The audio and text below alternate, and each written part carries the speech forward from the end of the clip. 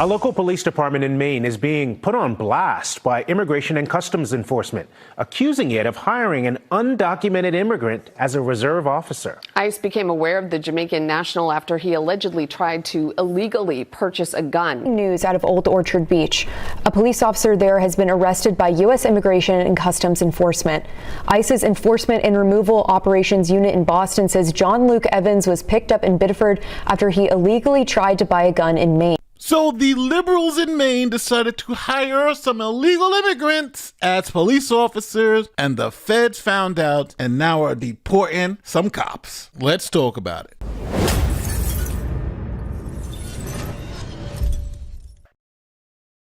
Here's a quick message from the sponsor of this video, Zocdoc. You ever do anything weird, something's off? Your eye's swollen, your neck got a weird pain, or you have a cold that just won't quit. And instead of calling a doctor, you scroll TikTok and YouTube like that's gonna fix it. Or maybe you're just too busy. You think it'll heal on its own. Or you're like, I don't know which doctor to go to. Trust me, I've made every excuse in the book too. But now I use Zocdoc, and it makes things a lot easier. Zocdoc is a free app and website where you can search and compare high-quality in-network doctors and instantly book appointments. We're talking about over 100,000 doctors from across every specialty, from mental health, dental, primary care, urgent care, you name it, they got it. And with Zocdoc, you can filter by insurance, see who's nearby, and check real reviews from verified patients. Now, simply just pick your time slot and boom, appointments usually happen between 24 and 72 hours, sometimes even the same day. Now, full disclosure, I personally use Zocdoc, and the doctor that I go to now, I found on Zocdoc. Stop putting off those doctor's appointments. Go to Zocdoc.com/Nate the Lawyer. The link is in the pinned comment or in the description of this video. Now, back to the story. This is Jon Luke Evans. He is a Jamaican citizen here in the United States.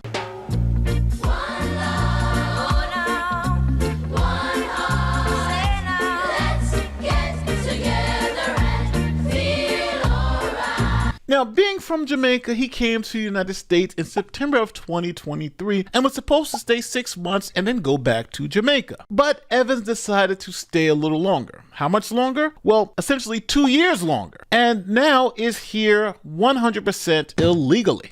The Department of Homeland Security says Evans is an illegal immigrant from Jamaica who overstayed his visa when he flew into Miami in September of 2023. So now, obviously, your first question is going to be, how is an illegal immigrant here in the country illegally allowed to get a job as a police officer? Now, to be clear, Maine is about one of a dozen states that allows non-citizens with legal work authorization to become law enforcement officers. See, in the state statute, they removed the requirement that you had to be a citizen to become a law enforcement officer. And Maine isn't the only one. California, Illinois, and New Mexico all allow non-citizens to become police officers. Those states specifically omit the U.S. citizenship requirement, meaning that if you're here as an immigrant, you can also become a law enforcement officer.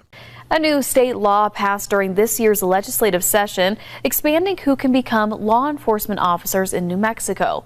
It's the latest approach to fill law enforcement vacancies and offer a new opportunity to those without American citizenship. Anyone in the country who cannot be a police officer in their home state can then come to New Mexico. Anyone who is legally authorized to work in the state of California with the proper green card or visa is now eligible to become a police officer. Chicago PD struggles with the shortage of police officers. Staffing fell to its lowest levels last year, forcing the department to lower some of its hiring standards, like waiving 60 hours of college credit, offering online testing, and now removing the requirement of U.S. citizenship. Undocumented immigrants are not allowed to become police officers in the state of Illinois still.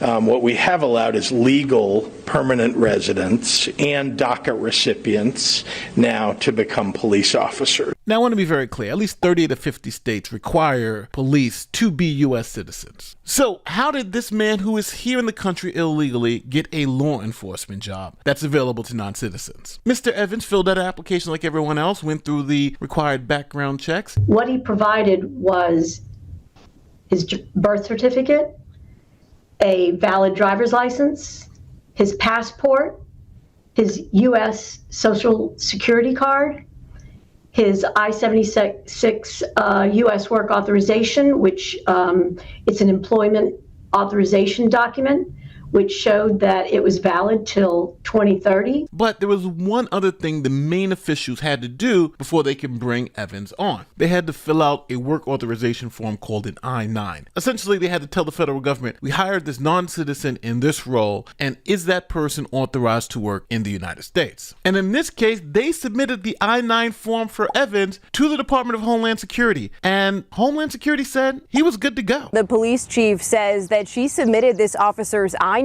to the Department of Homeland Security and says the federal agency signed off on all of his documents and gave him the okay to work. And she says that she was told he was clear to work until 2030. Mr. Evans did a great job for us. He did all of the training as required and he excelled. Being a summer police officer is not always an easy job. We did everything that we would normally do and everything we are required to do, and we were given the okay that he was all set to work. We would never give somebody who was not vetted and not approved, we wouldn't, first of all, hire them, and second of all, we would never give them a firearm. It's ridiculous to think that we would do that. I'm highly disappointed that somebody would think that the police department, the town of Old Orchard, would do that. He had all of his documents, and we are required to submit them through E-Verify, which we did, and he was approved to be able to work. I'm not sure what other system that they would want us to start considering, and if there is one, then they need to communicate that.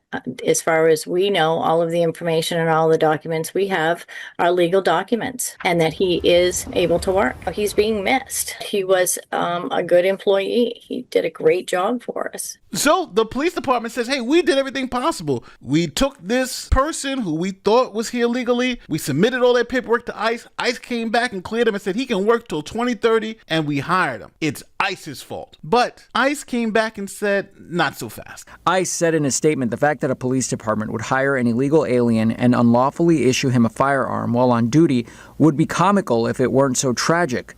We have a police department that was knowingly breaking the very law they're charged with enforcing in order to employ an illegal alien. So as you can see, each side is blaming each other. We asked for approval, you approved them, and they come back and say, we don't approve you hiring illegal aliens. Now, how was this thing all uncovered? As a police officer, you get to carry a firearm, but you still have to go through the same hoops as everyone else. So Evans, recently hired as a police officer, goes and tries to buy a firearm. Now, for everyone out there who has a gun, you know you have to go through the ATF background check. And the ATF background check checks your citizenship, checks everything about you because they want to make sure they're not giving firearms to criminals. And he was flagged by the ATF as being in the country illegally. Luke Evans, a reserve police officer from Jamaica, was detained by immigration agents on Friday in the next town over.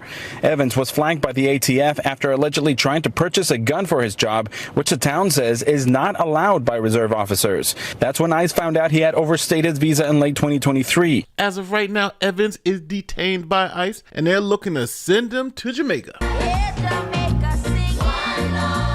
There are so many interesting parts to this story. Like, number one, how do you feel about non-citizens becoming police officers or law enforcement officers? What about non-citizens voting? We are just 2 days out from D.C.'s primary. A new group of voters are casting their first ever ballot. Last year, a new law allowed non-citizens to vote, and it's causing controversy nationally. The city council unanimously passed the legislation in 2022. The consent agenda is approved unanimously. And D.C. is not the only jurisdiction that allows non-citizens to vote in local elections. There are some in California, Vermont, and neighboring Maryland. So do you think there should be some limitations on what non-citizens can do? Like running for office. Do you think non-citizens should run for office? Technically, the mayor of the District of Columbia could be a non-citizen. Technically, it sounds like you're about right. Committee Chair Anita Bonds went on to explain the rationale. If you reside in the District of Columbia, that you have the rights of everyone else because you're paying taxes, and your children are in our school system. Now, not everybody was on board with this. Some of the citizens actually sued the district. Stacia Hall, who ran against Mayor Bowser for mayor of D.C. last election, filed a federal lawsuit. They could even be a part of the Chinese, or they could be a part of the German embassies. This allows them to vote. technically the mayor of D.C. could be a non-citizen. What's your reaction to that? That is outrageous. Again, a non-citizen that does not have a vested interest in this city. So from being a police officer to voting and even holding public office, they could be the mayor of D.C. if you're a non-citizen. Does this blur the line between citizen and non-citizen? What happened if your town or your city decided to go this route and allow citizens to be police officers, to vote, and to hold public office? Now, to the most important part of the video. If you're listening to my voice right now and haven't liked, share, or subscribed one of these videos, what are you doing to me? Millions of people watch my videos every month and don't hit the subscriber button. I got like 1.5 or 2 million people who watch these videos every month but don't hit the button. I don't know what I need to do. Do I need to make this public plea every time? But please hit the button, subscribe. We're on our way to 1 million. My name is Nate the Lawyer. I'm out. Peace.